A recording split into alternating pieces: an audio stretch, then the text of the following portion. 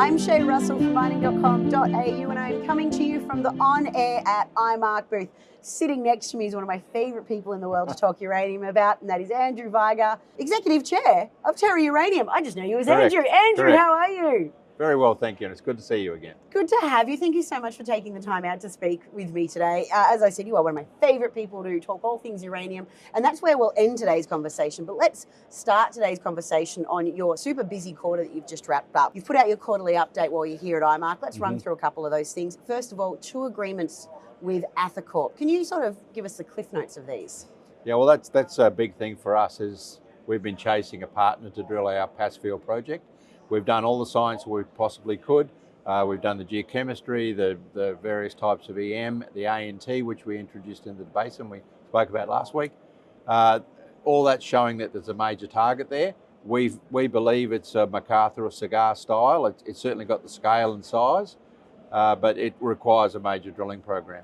We've been talking to various groups, and then we settled on ATHA Energy Corp as being our partner for that.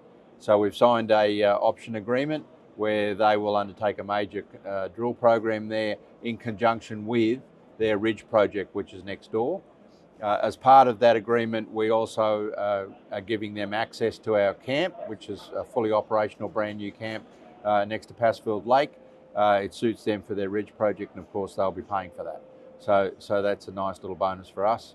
It also allows us to concentrate on our other projects. We still have another 5 in the Athabasca, and then we're also looking at an agreement with them on Spire Horizon. You got a lot happening. Actually, you're here with ATHA Corp because they are here at IMARC, aren't they? You've come with them. It's great. Yep. It's great to see. Yep. Now, let's talk about the recent restructuring of your projects in Canada. Yep. So what we've done there is we've consolidated. We've been building this portfolio of projects for the last 3 years. We're now in a strong position with ATHA now looking after our major project at Passfield. So we felt this was a good time to restructure and bring all our geophysics and tenement management services and geological services under one group. So we've now contracted Axiom Exploration Group, which is run by Doug Engdale, who of course is on our board. So that's a very close relationship. And that allows us to really gear up for a field program. Because as you know, in North America, Canada, we have a very active period in the winter for 2 or 3 months, and then a very active period in the middle of summer. And then we have sort of 3 or 4 months shoulders either side where we're not doing very much. That was getting very expensive for a junior such as ourselves. So now we can ramp up for our active field programs and then ramp back during those quieter times. One day. Much better arrangement. One day we'll actually have to talk about the difficulties of exploring in Canada versus expensive. Australia. But especially too with those shoulder seasons that you talk about, because in Australia we're like, well, of course you explore in the shoulder seasons because it's not hot or wet. Yeah, exactly. So we have these, of course, once you have a discovery, it's not so much of a problem.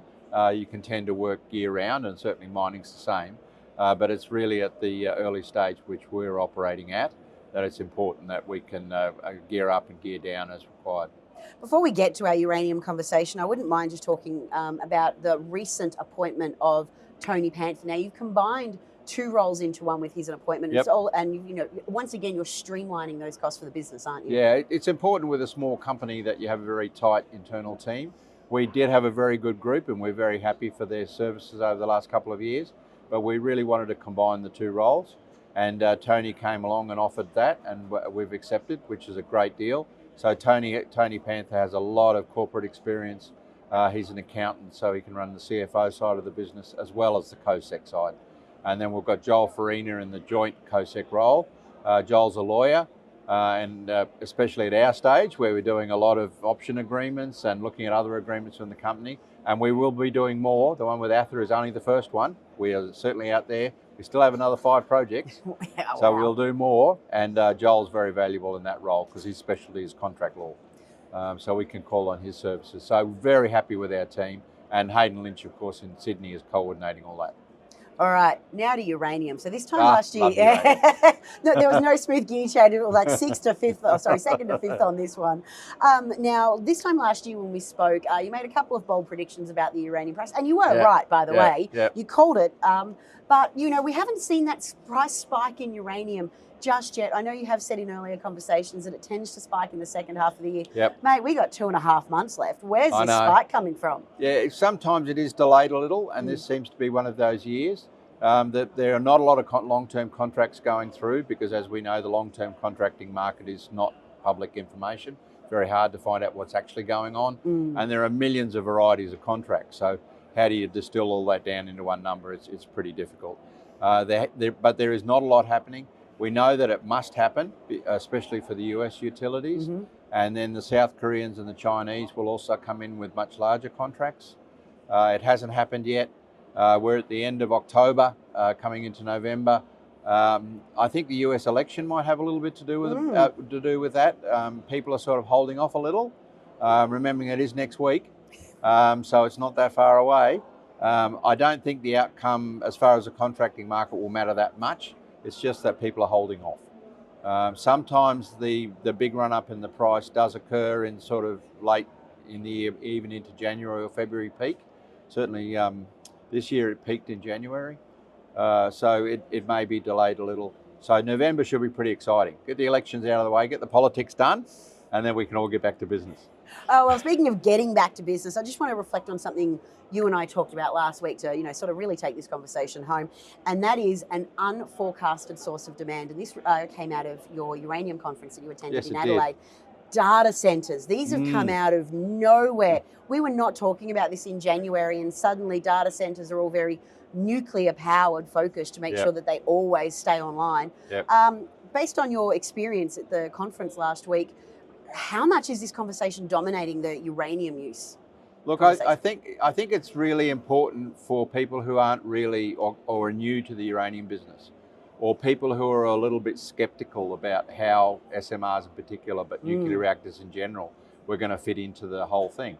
And all of a sudden, these people are coming out of left field signing major contracts, not with SMRs, although one is with a 3 SMR contract, but most of them are with old style, full-scale nuclear power stations. And the big one, of course, and the one that got everybody's attention was the one with Constellation Energy for 3 Mile Island. Yes. Because 3 Mile Island, of course, is the big one, had a meltdown in the 70s.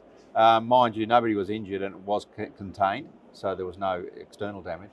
But the second reactor, there were 2 there, was put on care and maintenance 5 years ago because they simply couldn't sell the power at a profit. So they put it on care and maintenance.